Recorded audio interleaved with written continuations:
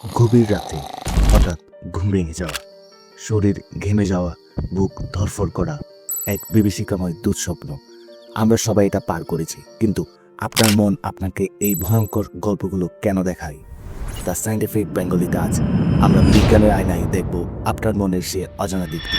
এটি শুধু ভয় নয়, আপনার মস্তিষ্কের একটি গুরুত্বপূর্ণ প্রতিরক্ষা ব্যবস্থা। মনোবিজ্ঞানীরা বলেন, দুঃস্বপ্ন দেখা সাধারণত মানুষের দিনের বেলাকার অমীমাংসিত উদ্বেগ বা চাপের ফল। আপনার মস্তিষ্ক ঘুমের মধ্যে সেগুলোকে প্রক্রিয়াকরণের চেষ্টা করে, অর্থাৎ আপনি সচেতনভাবে সে সমস্যাগুলো এড়িয়ে যাচ্ছেন।